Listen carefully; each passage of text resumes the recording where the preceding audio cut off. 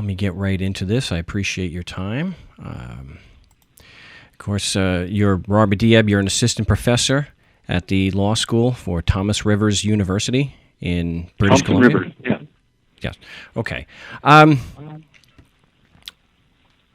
The issue that I had, there's two main issues I want to get to, at least to the one.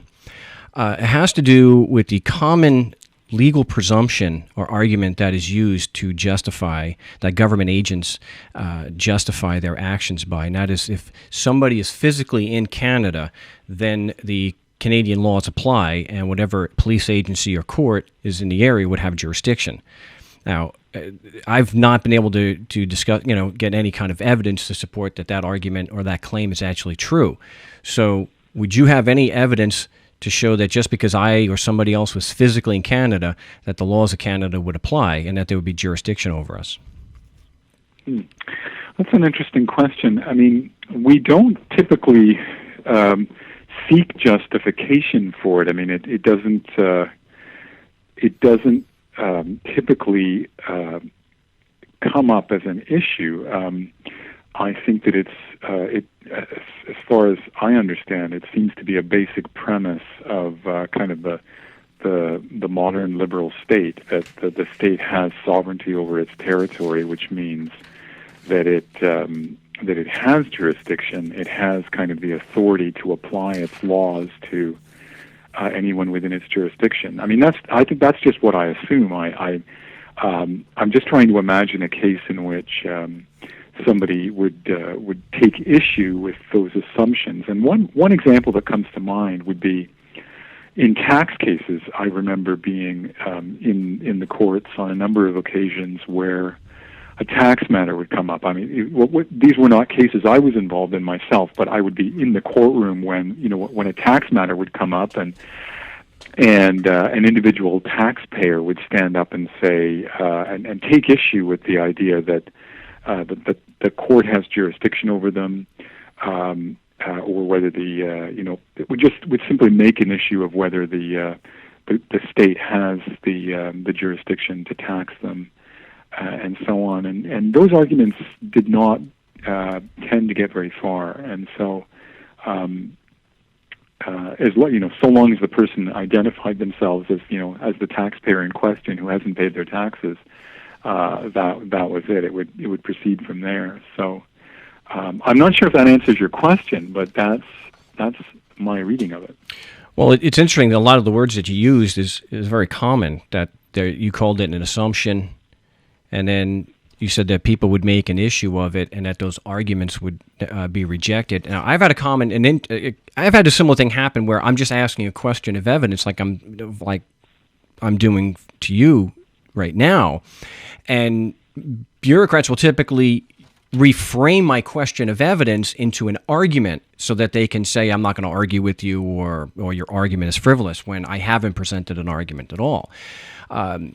I think you're right. It is an assumption. It's a modern premise, although it probably goes back. It's probably not so modern. They've always thought that if you were in the realm, the king's laws applied, and things like that. It just doesn't really answer the question, though. It may not be something that comes up very often, because usually there are attorneys involved, and attorneys are officers of the court. And they're not going to necessarily challenge the underlying presumption or premise that their job and the whole system rests on. So it's people like myself that are doing it. It doesn't really answer the question, what evidence would there be, if any, that would prove that just because I was physically in Canada, that Canadian laws would apply to me? Well, again, I mean, I think I think it's an axiomatic assumption of contemporary law in the Western democracy that the state has sovereignty over its territory, and that one of the kind of incidents of sovereignty is that it may or it will apply its laws to everyone within its jurisdiction, and that everyone within the jurisdiction enjoys the benefits of those laws equally. So you can interrogate those assumptions by asking, well, when did I individually, Joe citizen or visitor, for example, when did I accede to those assumptions. I mean, so for example, I was born in Canada, or if you were born in the United States, you might say, fine, you have this entity called the United States of America. It claims sovereignty over this territory. But I was born here, and I feel entitled to be here as anyone else, and I don't remember ever agreeing to be part of this. I think those are really important questions, and that the only answer to them is a kind of theoretical one, a notional one. And we can turn to Rousseau, we can turn to Hobbes, and we can Locke. We can try and construct a theory as to what's happening here. I mean, is it that in a sense, I am impliedly consenting to be a part of the state on the idea that in return for security, I get the benefit of the law and so on. And that generally speaking, if I don't like this arrangement, I'm free to leave. Is that kind of the larger argument for this? No, but so long as I remain here, I have to abide by the laws. That would be my closest approximation, I think. I think that particular approximation or that argument falls in the fact that everybody physically in Canada is forced to pay.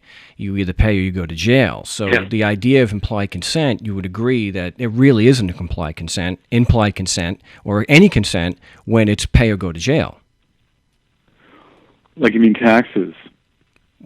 Well, right. All support for the Canadian government is by taxation, and taxation is a political euphemism for pay or go to jail. Yeah.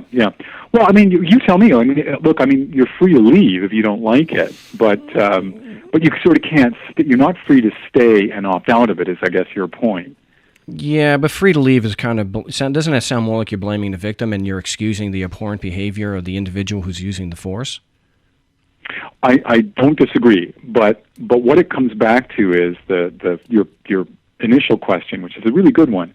When did the state acquire the legitimacy, the authority by which it can put us in this situation where we have to choose either pay or leave, or else you're going to go to jail? I mean, when did it acquire that authority? And I think the short answer is it never really did. It simply asserted that authority. This is simply how sovereignty developed, and we can attempt, theoretical justifications of it, but they're notional, right? I mean, they're arguments, and maybe they don't ultimately stand up. Maybe you're not ultimately satisfied by the theory of implied consent. This is a live issue for Canadians because a number of Aboriginal peoples in Canada, especially in the western part of Canada, do not have treaties with the Crown, and so there was no point in time at which they agreed to cede sovereignty locally to the Crown. And the courts in Canada in the last 20 years, and especially in the last 5 or 10, have been increasingly sympathetic to the argument that, look, we never sort of came to an agreement with them, and so there's a lot of land in Canada, a lot of land in British Columbia, over which the claim to sovereignty is sort of unclear, and without a sort of clear basis on which to say, at this point in time, you give up your claim to this land.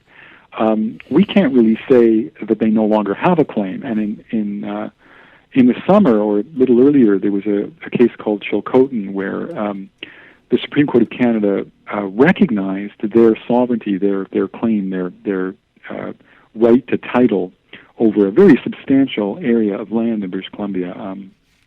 It's in the kind of lower middle part of the province, and so I think I think these developments are a recognition, in part, of the fact that apart from the blunt assertion of sovereignty, there is really there's no airtight argument or justification for why the state has jurisdiction over everyone.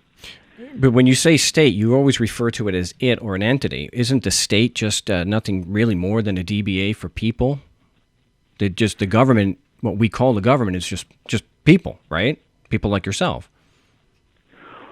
Well, you could say that, but I mean, one of the more interesting developments of modern law from roughly the 16th century onward is the invention of the state as an entity apart from the people who run it or who populate it, and that may be a fiction, but it's it's a pretty important fiction, and it has a certain momentum behind it now that would be difficult to undo. Much of the world now organizes itself along the lines of this fiction. So you are entirely right, I think, to attack it or to question its veracity, its legitimacy, and so on. But it's a fact, I think, that it is a major organizing concept or framework in contemporary society.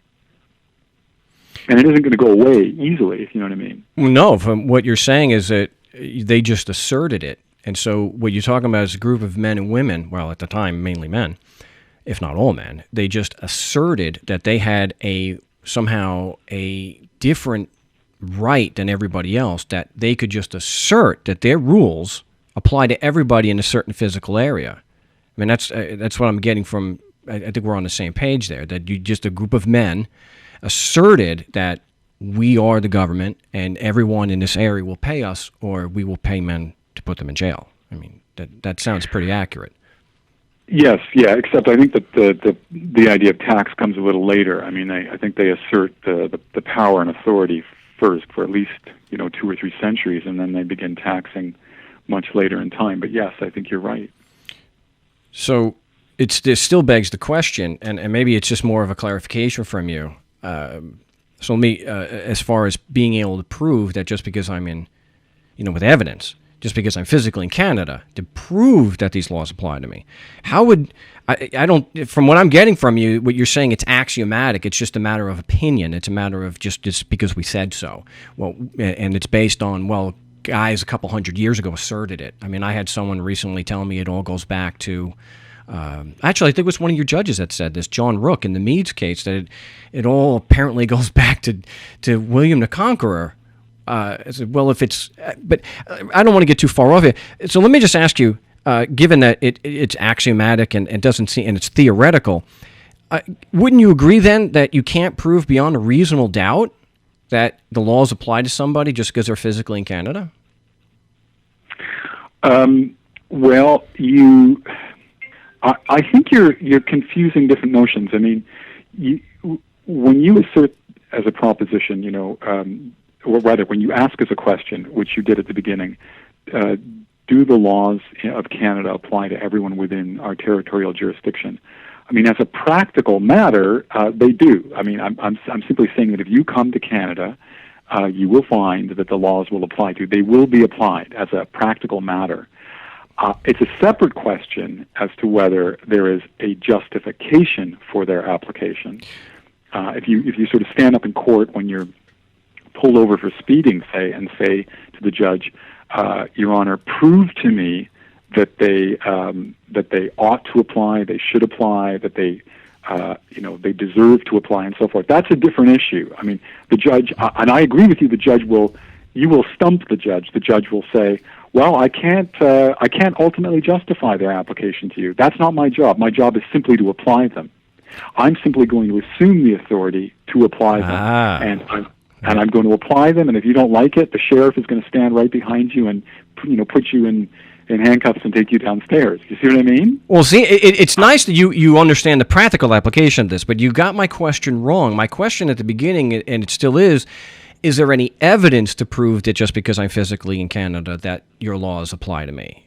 And I think you're absolutely right what you're saying about the judge. You are going to stump the judge, but who we're really looking to stump is the prosecutor, because the prosecutor bears the burden of proof because he's the one that filed the complaint. So again, the question is there any evidence to prove that just because I'm physically in Canada, the laws apply? Well, once again, the reason I don't think that's a meaningful way of posing the question is that evidence would be tendered in a court of law to support a finding of fact that you want the court to make. So, in other words, you want the court to find as a fact that John is guilty of speeding. You would not enter a court of law to debate the issue of whether the law applies to a certain. Well, generally speaking, I mean, you might argue about whether a certain law applies to a person in a given situation. But as a general proposition, you wouldn't walk into court and say and counter a debate between the Crown and an accused as to whether the laws of Canada apply to someone.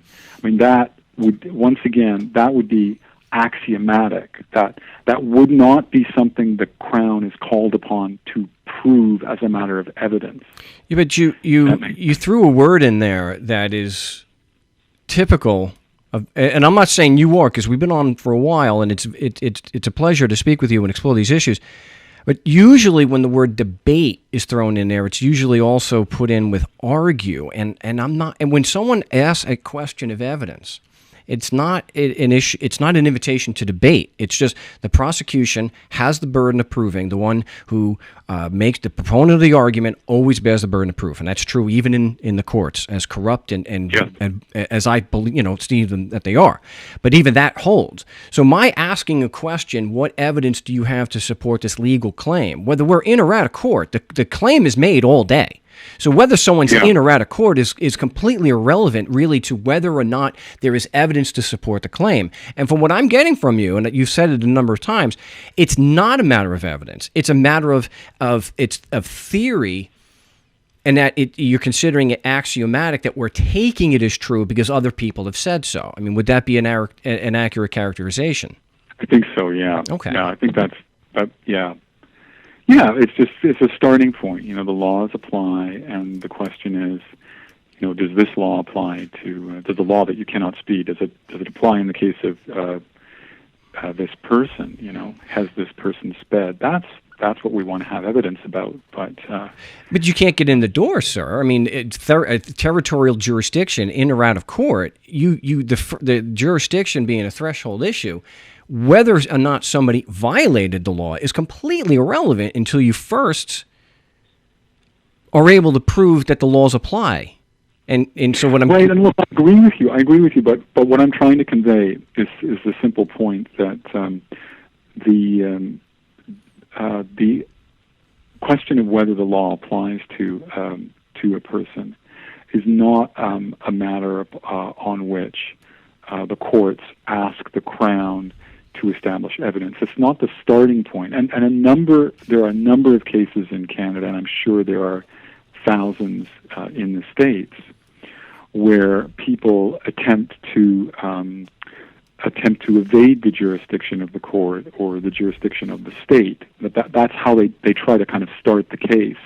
And I think the courts in both countries, and probably across the Western world, are very clear that they simply won't entertain that kind of argument. They're always going to say, no, we start from the premise that our laws apply to everyone, and what's your answer to the claim that you've broken the law? That's the only question here. Okay, so that begs the question. That begs the question, though, being, and we've asked this of judges, and you're right, it tends to stump them, and they call security.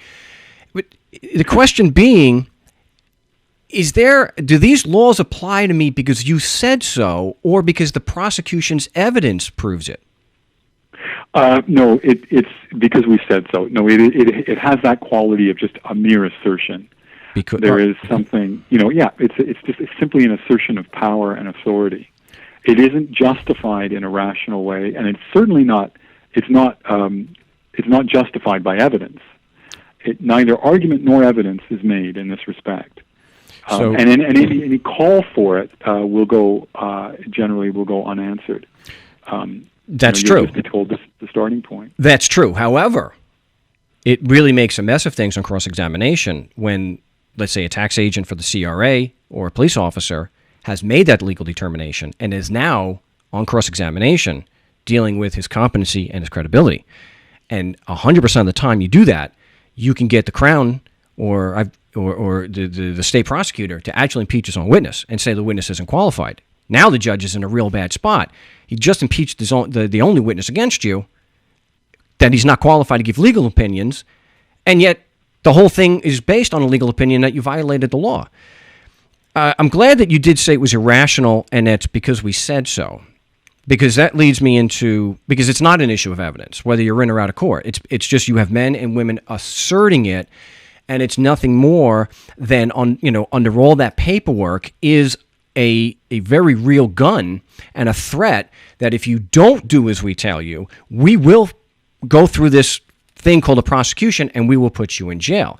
So my next question is to really strike at the root more at how the immoral, irrational basis of the system, government, not just Canada, all of them, is to ask you if I was to do things like the Canadian government, the men and women who are the Canadian government, and I was to force perfect strangers to give me money, would you consider me a criminal?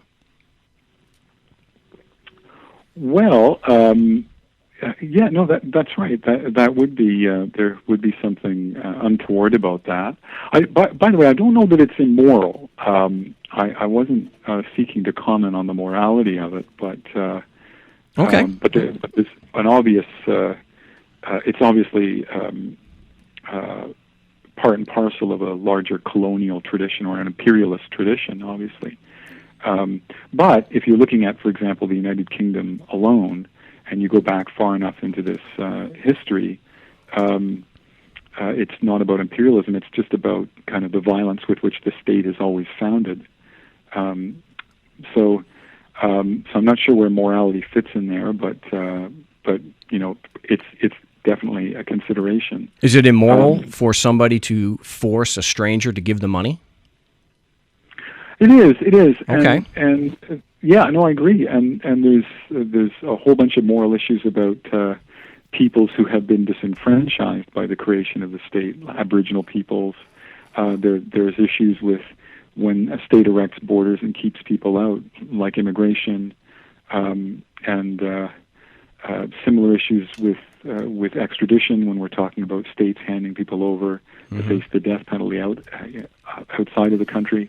These are all issues that call into question the morality of sovereignty.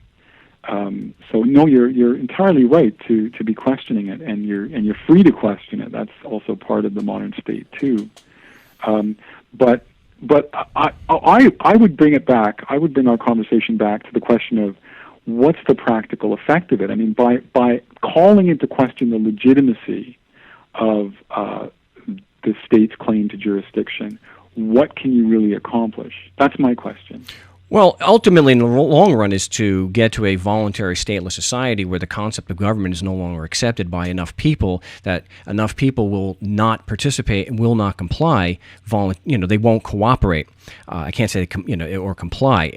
So that's what we're part of what mainly what I'm looking to do on the show. It also has been able to, on 3 continents, been able to, by striking at the root and showing the prosecution or the proponent of the argument admittedly has no evidence because we said so. It's gotten a lot of tickets and assessments thrown out and continues to do so on 3 continents, which is great. But I want the issue. Now, you agree that if I did it as an individual, it's immoral. Now, government being just men and women, isn't it just as immoral or as immoral for them to force perfect strangers to give them money? Well, it can be. It can be. It can be. Absolutely. Yeah. Yes, just in among other ways, the ways we were talking about in terms of the Aboriginal crown dispute. I think there's a great deal of moral turpitude in that relationship. So, are there examples where it would not be immoral to force a perfect stranger to give you money? Well, I mean, in the sense that we spoke of earlier, where you find yourself a resident of a community and the community raises, for example, like the government of that community raises taxes, and you're confronted with a choice: do I want to continue paying into this scheme, or do I have to move? In that sense, you are you are obliged, but not necessarily forced in the same way that you are when you're robbed, right? I mean, when you're robbed, a certain violence is going to be done to you. Whereas when taxes are raised in a certain area, you are free to leave, and you're also free to oppose and to protest and to be part of the government, right? I mean, you can go to City Hall and raise a stink, and raise. You're free to try and persuade a majority of your fellow community members that this is not a good idea. We should not have high taxes, and so on. So I don't know that the robbery analogy maps onto this perfectly. Well, you keep saying leave. How now if we can establish that it's immoral for me to force a perfect stranger to give me money, how does that make it not immoral just because my victim can run away? How does that change the fundamental immoral act that I'm committing? Well, because the analogy of being robbed is one in which, or at least the example is one in which you have you and the robber have no connection, no relationship. Whereas when I'm a member of a community that's taxing me, the taxing authority isn't this absolute other, right? It's not this foreign entity, this enemy, right? It's me, it's my family, it's my community, right? It's my neighbor. It's the collection of neighbors. I would say that that's wrong, because we've already come to agreement that the issue of implied consent is wrong, because everyone is forced to pay. You would have. I'm sure you would agree that the relation. Right. I mean, on that reading, once again, the state or the government is this illegitimate entity that is totally other than all the citizens that make up the state. I don't know, but I'm not sure I agree with that. I think there's other ways of reading what the state is or what the government is. Maybe a better analogy for it is it's the community deciding how it's going to govern itself, if that makes sense. Well, it doesn't make sense because I'm not sure well, sorry, I'll Well, it doesn't make sense, because we know that everybody is forced to pay, and just because someone like yourself can get and be a part of the organization is really no different than in ancient Israel, where the local Jews were used as tax collectors for the Romans. Yeah, they were collecting the taxes, but it was still a grossly immoral, destructive, violent organization known as the Roman government. So it really because I don't think it makes, and it goes against the evidence to say that the people called government, who are acting as government, are actually agents of the people and doing what they want, because everyone is forced to pay. You either pay or you go to jail, or you're told, if you don't like the fact that I am forcing you to pay, you can always leave, which of course is another fallacy, because you can't just leave. You need permission to leave.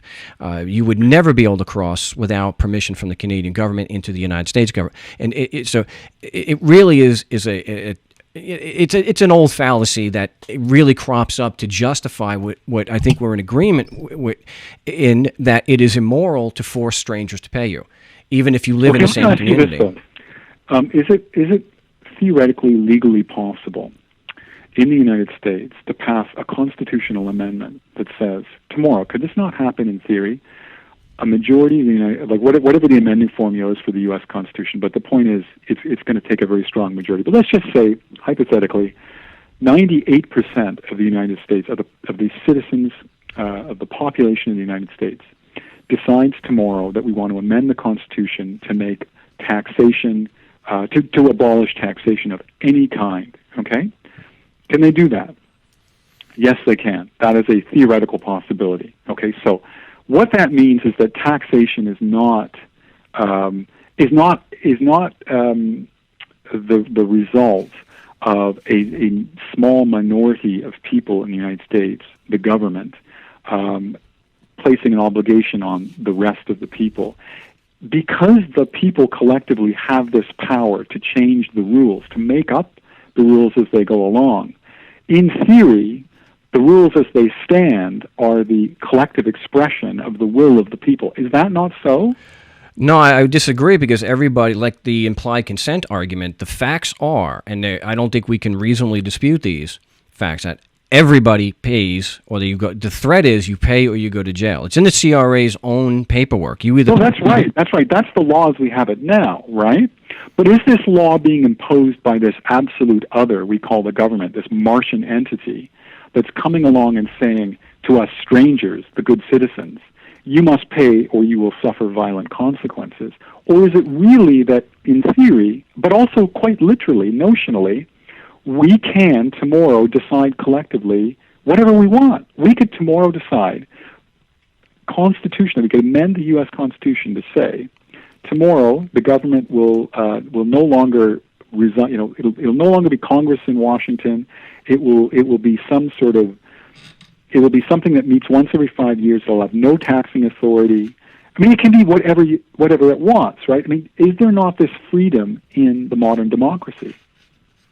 Well, yes, you could do that. I think the more important thing that I look at is that once enough people don't buy into, and this will be another question for you, the double standard, that is okay to lie, steal, kill, and cheat people just because you call yourself a government. And once people, right. So now, wait, let me finish. We're talking about the oppression of the majority, but the minority. It all comes from that because the people accept the double standard that is okay to force other people to give the money. If you call yourself a government, all the other abuse stems directly from that.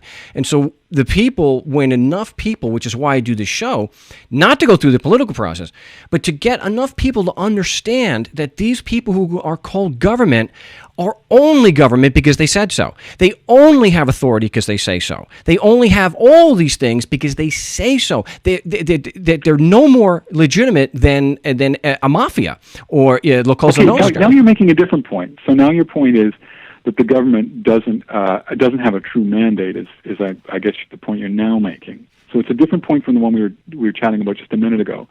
So, but can't you simply can't you disprove that or address that by showing, look, a majority of American citizens, like I don't know, a significant majority, like if 70% of the voting public in the United States voted for the government, does that not address your concern? No, because the only concern that is important is that the foundation forcing other people to pay you is wrong. It's always wrong. And that's why I asked you, can there be an exception to that? And you didn't answer it directly. You initially said it can be. Right, okay. So now this is a different argument still. So in other words, if in a community of 20 people, 15 of them decide that everybody should pay tax, what you're suggesting is that it's illegitimate if one of the remaining 5 who didn't think taxation was a good idea, if they have to pay tax against their will. Is there not something untoward about that? No, I think you're mischaracterizing it. Is that not it? No, I think what you're asking, with the more accurate way to put that is, we all agree that it is immoral and wrong to force somebody to give you money.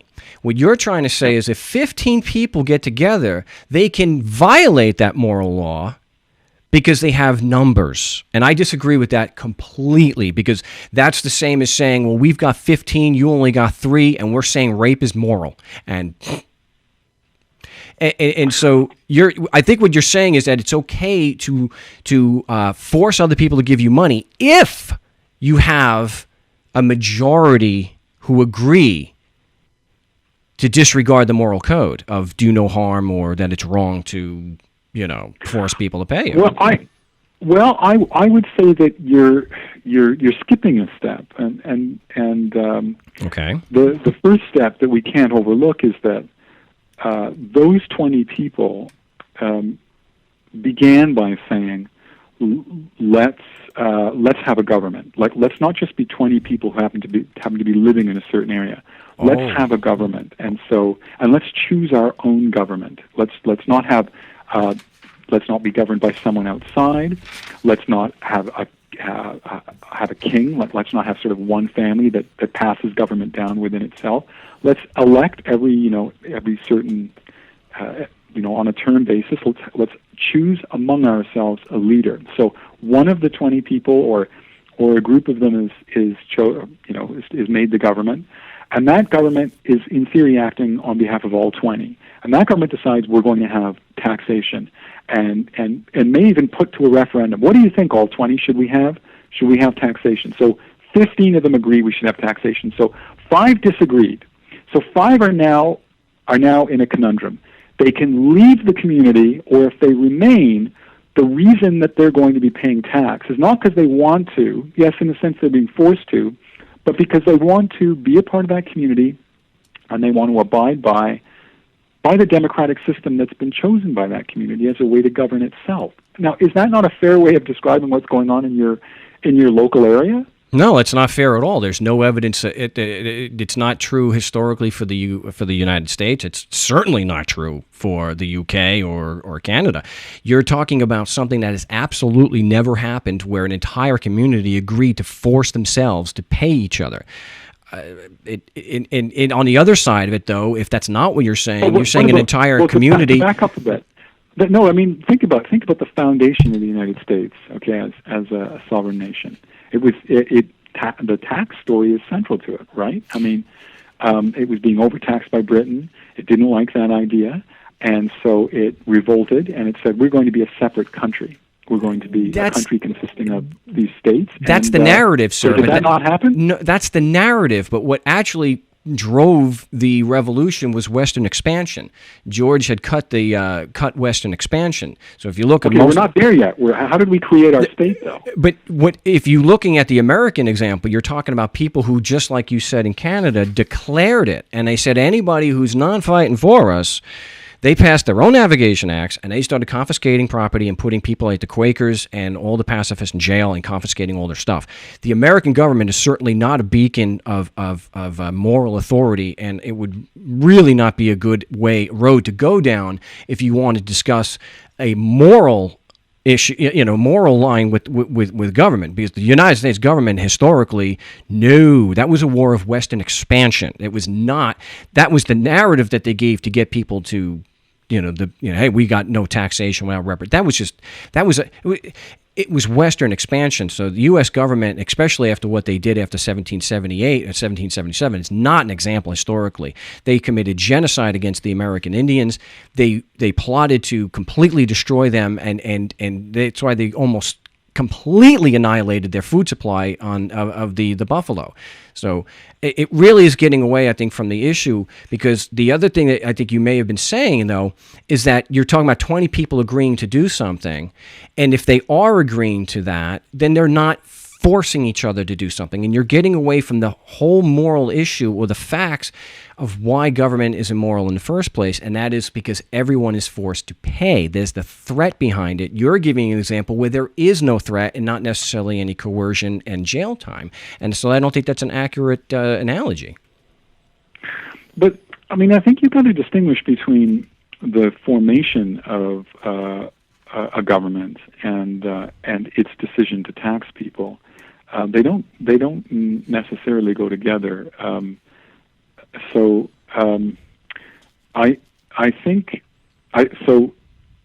think really the issue is when people disagree with being taxed or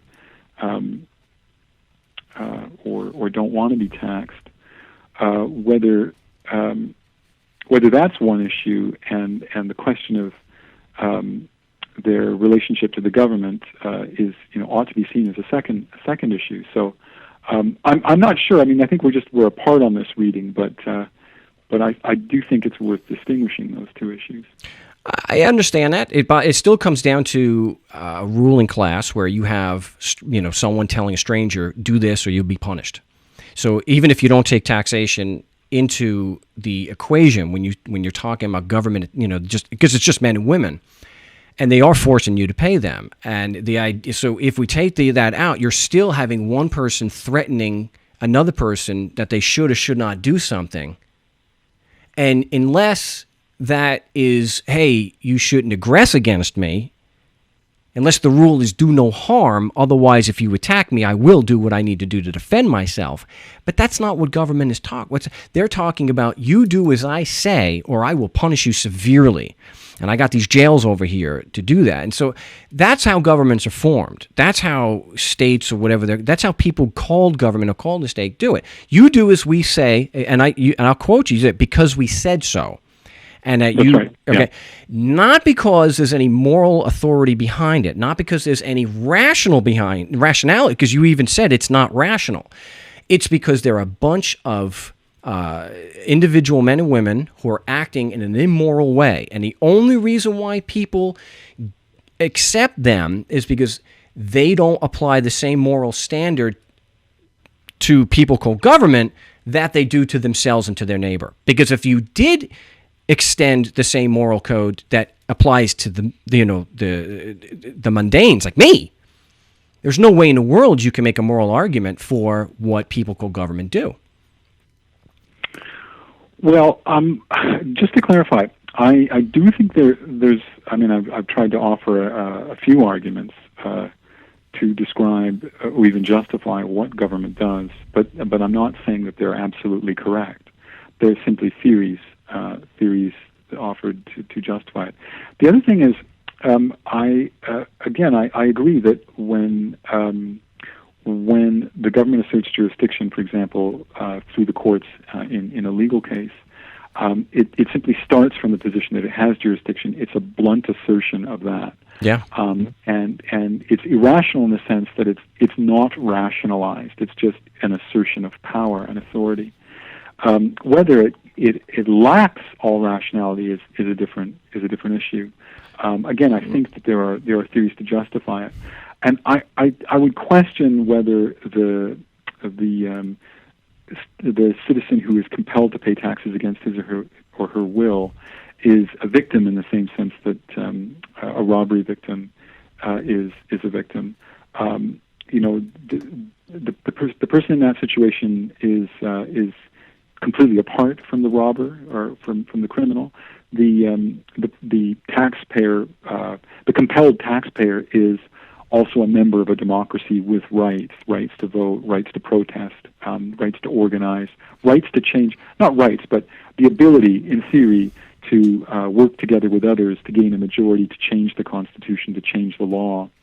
So, they would have to do that, and they may not succeed, and in that case, you could say that they're always being coerced by the will of the majority. I think really that's the crux of your issue. I think your issue is, what are a minority's rights in a constitutional democracy? And when you do have a minority, in what sense, to what extent can you really justify the coercive nature of the majority's will over the minority? I think that's really what we're talking about. No, but I mean that's my reading. I'm not saying you're wrong and I'm right, but I'm just saying that's how I read this set of facts. Is it moral to force people to pay you if you claim to have a majority opinion that it's right? Yes, I mean that's your question. I think that's the question, and I've offered one theory by which it can be moral. The democracy theory that you're free to try to persuade your fellow community members, which you're doing, right? You are doing this. You're free to try to persuade them, and I would think that ultimately, in theory, what your ultimate goal here is, if enough people agreed with you, you could change the political constitution of the United States to allow for a much more, a much less coercive form of government, and I think it's important to realize that you have that freedom, that's also baked into the system in an important way.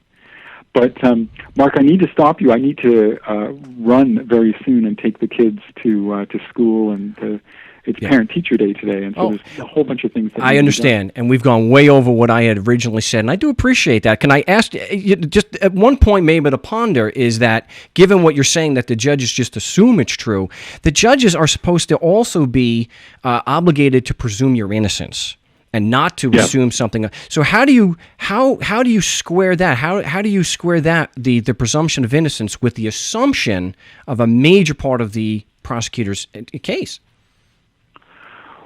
Well, I think the simple answer is that it's not considered a part of the prosecutor's case. The prosecution has only to prove the elements of the offense.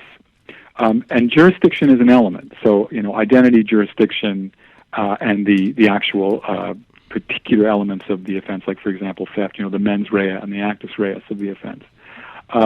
Jurisdiction is proved by merely establishing that you committed the offense in this jurisdiction, in this place. It is not an element of the offense. It is not something the Crown has to prove to establish that this court, this government, this state has the authority to prosecute you. Once again, that's actually... How do you prove that a law was violated without first proving that it applies in the first place? You don't. It's not. You don't. Again, I'm speaking practically. In practical terms, it is not something we are in the practice of assuming we must prove. I understand. As a philosophical matter, it's a good question.